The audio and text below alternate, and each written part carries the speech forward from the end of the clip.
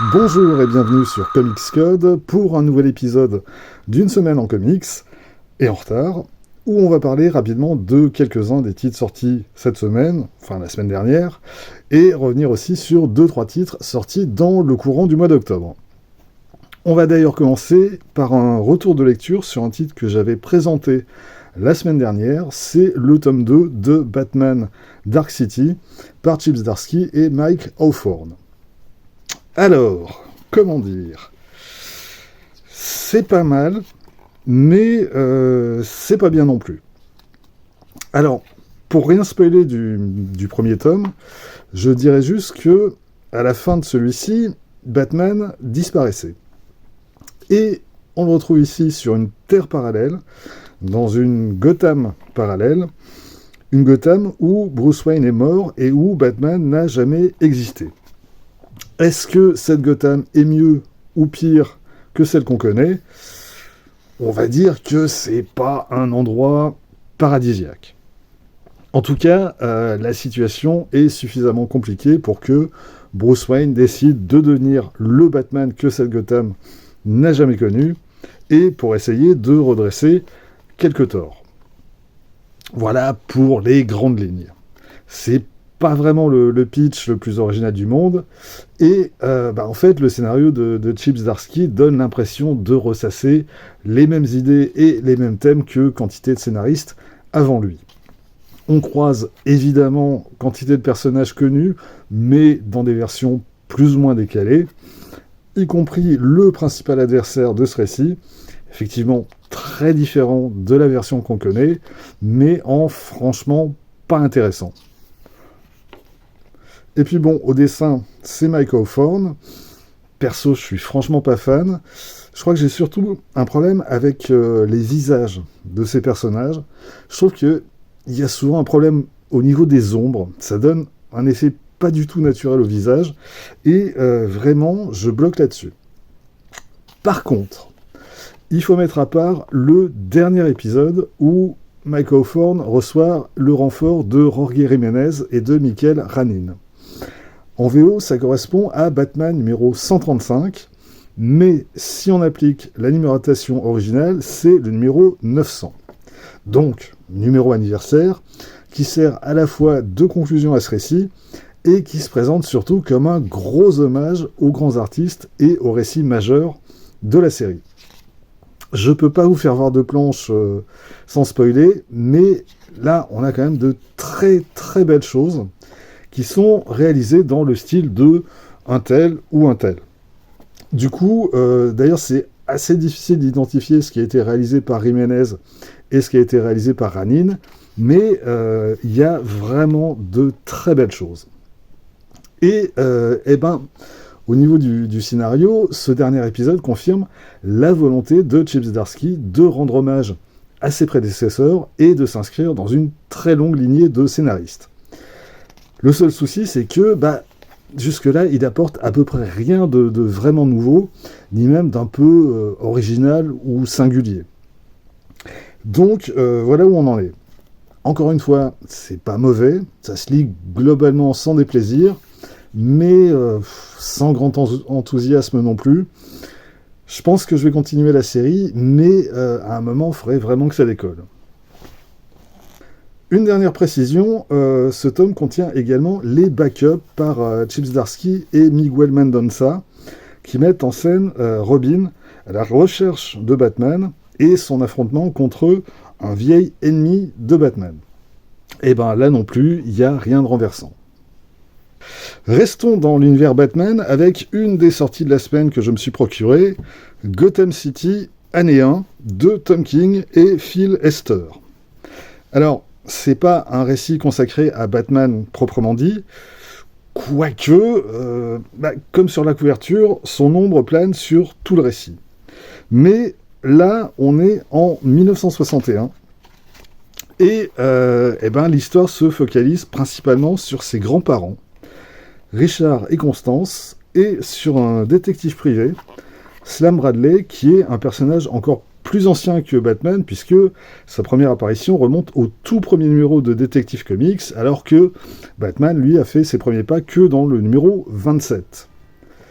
À ce propos, on a en fin de volume un très utile article de Yann Graff qui trace les grandes lignes de l'histoire de ce personnage. Voilà. Alors, je ne vais pas beaucoup m'étendre sur ce titre, j'ai prévu de lui consacrer une vidéo. Disons que c'est du polar, c'est une histoire de disparition, et c'est très très sombre. Et contrairement à son habitude, Tom King fait aucun effet de manche ici. C'est très classique dans la construction et dans le propos, et en même temps, c'est une manière assez intelligente de revisiter le passé de Batman, et surtout de Gotham City. Bref, j'en parlerai plus en détail bientôt, mais d'ores et déjà, c'est un titre que je conseille.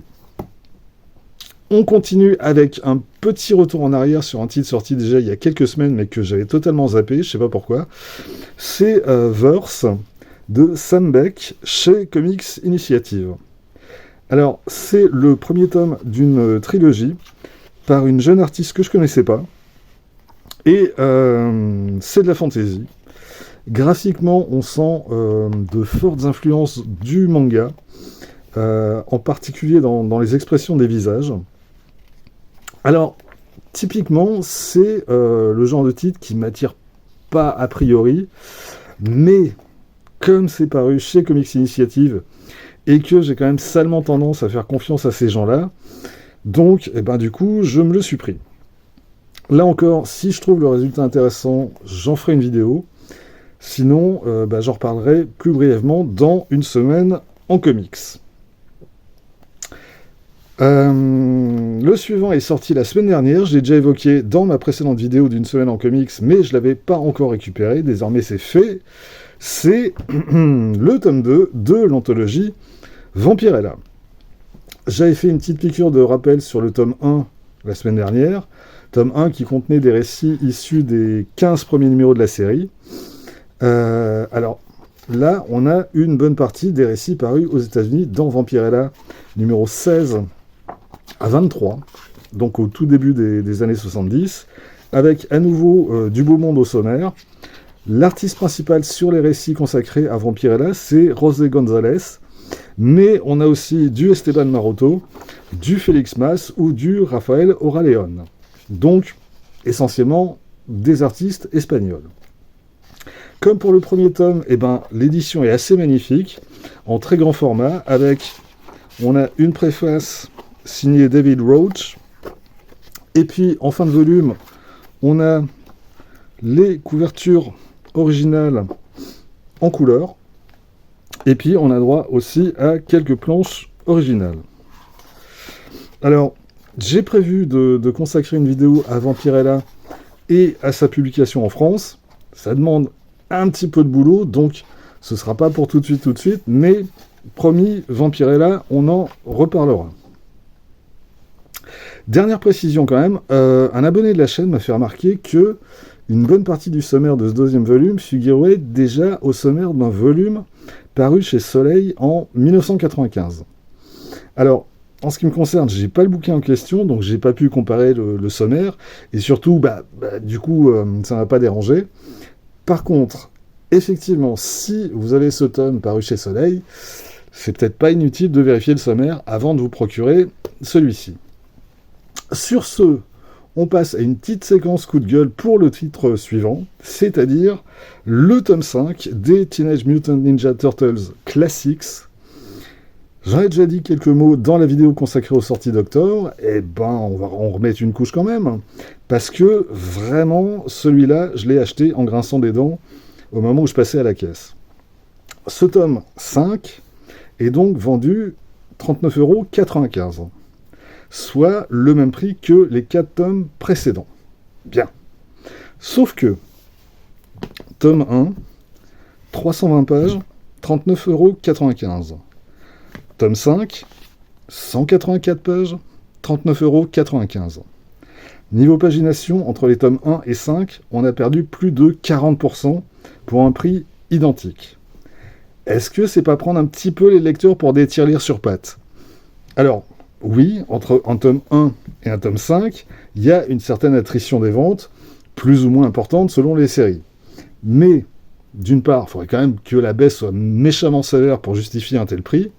Et puis aussi, quand le tome 5 paraît pour une série comme ça, mécaniquement, ça relance les ventes des tomes précédents, soit des lecteurs qui vont se lancer dans la série, soit d'autres qui vont se dire « Ah merde, le tome 5 vient de paraître et j'ai pas encore acheté le tome 4 », et hop, il passe à la caisse. Bref, vendre ce tome 5 au même prix que le tome 1, c'est juste prendre les lecteurs pour des Mickey. Et après tout, pourquoi pas, puisque ça marche. La preuve, je suis un Mickey. Mais quand même, merde, entre ça, 39,95€ pour 184 pages, et ça, 272 pages, très grand format, à 29€, on a d'un côté un éditeur qui propose le meilleur rapport qualité-prix possible à ses lecteurs, et de l'autre, on a un éditeur qui vous fait les poches. Et puisque on en est à parler rapport qualité-prix, parlons des omnibus chez Panini, et parlons du premier volume de l'omnibus Predator, qui vient de sortir. Alors, en général, j'aime bien taper sur Panini, qui fait quantité de choix discutables, notamment concernant les omnibus.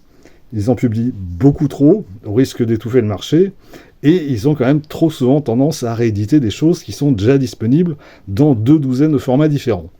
Tout ça, c'est vrai. Ceci dit, si on considère l'objet en lui-même, il faut quand même reconnaître que le rapport qualité-prix est tout à fait correct. Si je prends ce volume 1 de Predator, par exemple, on a un bouquin qui fait un peu plus de 1000 pages, dans un format un peu plus grand que le format original, et le tout vendu 80€. À savoir que l'édition US chez Marvel, qui est identique à celle-ci, elle est vendue 125$. Donc, oui, de ce point de vue, il faut bien reconnaître que Panini sait à peu près tenir ses prix sur cette collection. Et donc, pour en venir au contenu, ce premier volume contient tous les récits parus aux États-Unis chez Dark Horse entre 1989 et jusqu'à début 1997. J'ai commencé à le lire et ça commence plutôt pas mal. La première mini-série est écrite par Mark Verheiden et elle est dessinée par Chris Warner et par Ron Randall.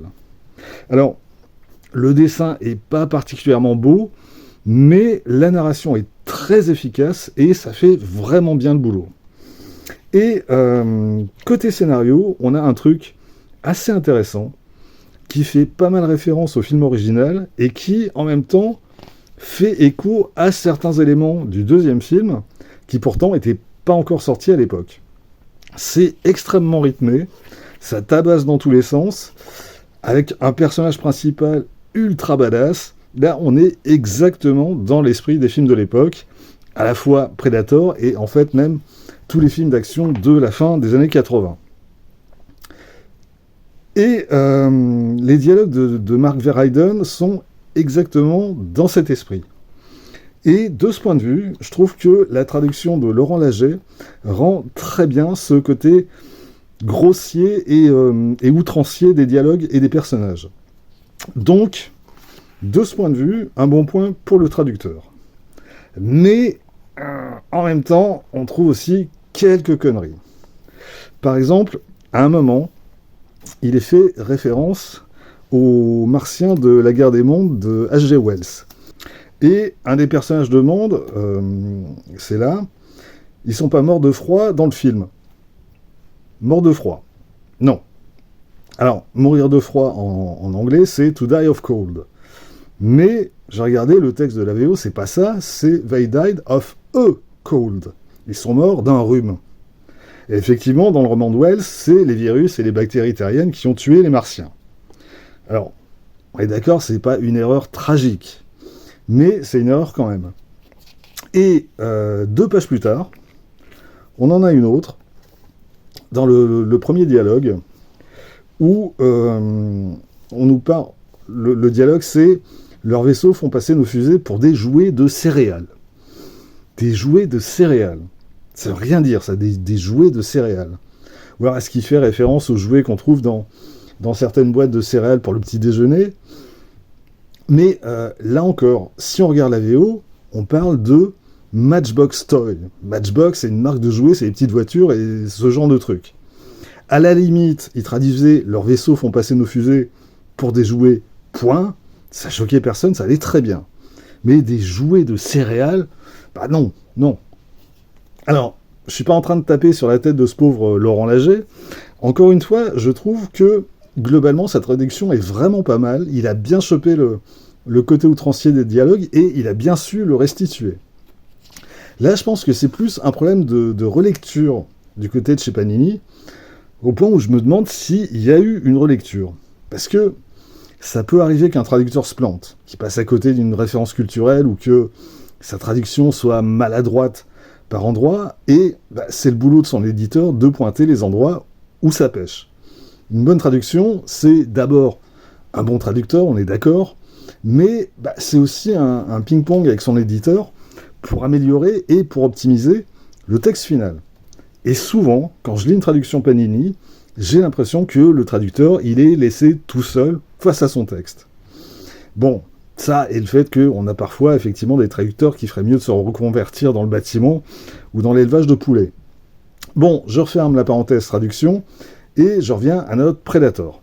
Donc oui, premier récit vraiment très bien, bourrin mais bien foutu, fun, rythmé, badass, tout ce qu'on a en droit en fait d'espérer d'une histoire de Predator. Et ensuite, on a l'adaptation de Predator 2, le film de Stephen Hopkins, avec Danny Glover dans le rôle principal. Un film que j'aime beaucoup, avec un Predator qui est lâché dans les rues de Los Angeles en pleine canicule. Et donc, cette adaptation est signée Franz Henkel au scénario, et Dan Barry et Mark Bright au dessin. Dan Barry, c'est un des grands artistes des comic strips. Il a en particulier dessiné les strips de Flash Gordon dans les années 50 et 60. Et dans les dernières années de sa carrière, au début des années 90, il a un peu bossé pour Dark Horse. À l'époque, il était quand même pas loin des 70 balais. Bon, alors, ici, il faut bien reconnaître qu'on n'a pas du grand Dan Barry. C'est pas vilain, mais c'est pas fou non plus. Et surtout, en fait, plus que les dessins, c'est surtout au niveau du découpage que ça pêche. Autant le récit précédent, le découpage de Chris Warner et de Ron Randall fonctionnait à merveille, autant là, tous les éléments de surprise tombent à plat. Et pourtant, il y en a beaucoup de ce genre de moments. Et ben là, non, ça fait plouf à chaque fois. Donc, du coup, autant le premier récit était vraiment enthousiasmant, autant celui-ci m'a quand même un peu douché. Mais bon, j'ai lu que ça, pour l'instant, donc il y a quand même largement de la place pour d'autres bonnes surprises par la suite, et j'essaierai d'en reparler quand je l'aurai terminé. On en a fini pour mes nouveautés de la semaine, mais je pouvais évidemment pas terminer cette vidéo sans parler 2 secondes de Keith Giffen, qui nous a quittés la semaine dernière. Alors je vais être très bref, je suis en train de préparer une vidéo pour lui rendre hommage, mais le bonhomme a été tellement prolifique et a eu une telle longévité, que ce soit en tant que scénariste ou qu'artiste, que du coup ça prend un peu de temps à préparer. On en reparle donc très vite, j'espère demain ou après-demain. Voilà, c'est tout pour cette semaine, rendez-vous très vite pour la suite. D'ici là, vous pouvez vous abonner à cette chaîne, laisser un commentaire, partager cette vidéo sur les réseaux sociaux et surtout, lire des comics. Soyez sages et à bientôt.